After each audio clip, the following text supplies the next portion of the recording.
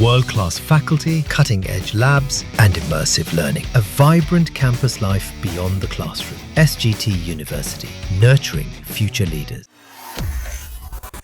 एक तरफ यमन में भारतीय नर्स निमिषा प्रिया लगातार खबरों में बनी हुई हैं। उनकी फांसी तो टल गई है, लेकिन मौत अभी भी उनके सर पर मंडरा रही है।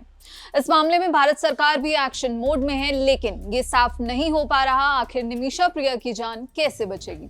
हालांकि इसी बीच एक और सनसनीखेज मामला सामने आया है, जहां ना फांसी है, ना तारीख है, सीधे मौत है।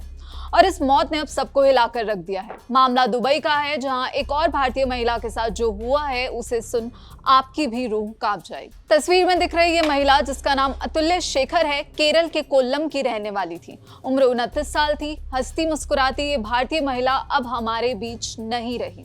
दरअसल दुबई के एक अपार्टमेंट में महिला का शव बरामद हुआ है। अतुल्य शेखर की संदिग्ध मौत पर अब कई सवाल उठने लगे हैं कि आखिर दुबई में महिला ने आत्महत्या की है या फिर मामला कुछ और ही है। अतुल्य शेखर की शादी 2014 में कोल्लम के रहने वाले सतीश से हुई थी, जिसके बाद वो शारजहां शिफ्ट हो गई थी। अतुल्य की मां ने अब चौंकाने वाले आरोप लगाते हुए कहा, सतीश यानी उनके दामाद ने 18 और 19 जुलाई के बीच उनकी बेटी का गला दबाया, उसके पेट पर लात मारी और उसके सिर पर प्लेट से वार किया, जिससे उसकी मौत हो गई। शादी के बाद से ही उसे दहेज के लिए परेशान किया जा रहा था। इतना ही नहीं, परिवार का यह भी आरोप है कि 2014 में शादी के समय एक बाइक और 40 से ज्यादा सोने के गहने देने के बावजूद सतीश और उसके परिवार की दहेज की मांगे कम नहीं हुई और उनकी बेटी को शारीरिक और मानसिक रूप से प्रताड़ित किया गया। अतुल्य के पिता राजशेखरन ने बेटी की मौत को पूरी तरह संदिग्ध बताया और आरोप लगाया कि सतीश शराबी है और कई बार हिंसक हो जाता था। एक बार जब उसने मेरी बेटी को मारा था तो मैं उसे वापस लेने की सोच रहा था, फिर वो माफी मांग लेता था और बेटी अतुल्य उसे माफ कर देती थी। मैं नहीं मानता कि अतुल्य आत्महत्या कर सकती है। वो अपनी बेटी से बहुत प्यार करती थी और उसकी मौत रहस्य में है। हमें जानना है कि आखिर उसके साथ असल में हुआ क्या। द न्यूज मिनट की एक रिपोर्ट के अनुसार दुबई की कंपनी में साइट इंजीनियर के तौर पर काम कर रहे सतीश ने कथित तौर पर अपनी पत्नी को पीटने की बात स्वीकार करी है। उन्होंने इस बात को उचित ठहराते हुए कहा कि ये सब उन्होंने प्यार के लिए किया। पति ने कहा कि अतुल्य मेरी है और सिर्फ मेरी है। सतीश का कहना है कि वो इस दावे से इनकार नहीं करता कि उसने अपनी पत्नी को नहीं पीटा। उसने कहा कि मैंने नशे में जरूर पीटा था, लेकिन मैं ऐसा रोज नहीं करता था।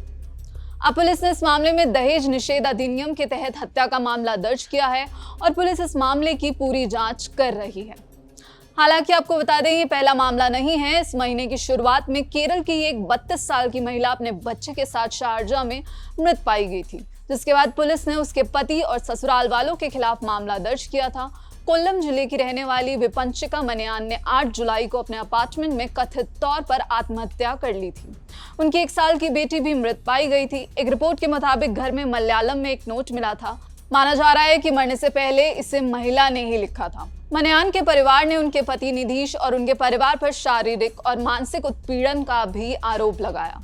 लेकिन अब जो ये हाल ही में मामला सामने आया है, इसने कई सवाल उठा दिए हैं कि आखिर दुबई में इस भारतीय महिला के साथ क्या हुआ था। इस पूरे मामले की जांच चल रही है और जैसे ही अपडेट्स आएंगे हम आप तक पहुंचाते रहेंगे। बाकी पूरे मामले पर आपकी क्या राय है, हमें कमेंट बॉक्स में जरूर बताइएगा और ऐसी ही खबरों और वीडियोस के लिए जुड़े रहिए दैनिक जागरण के साथ। नमस्कार।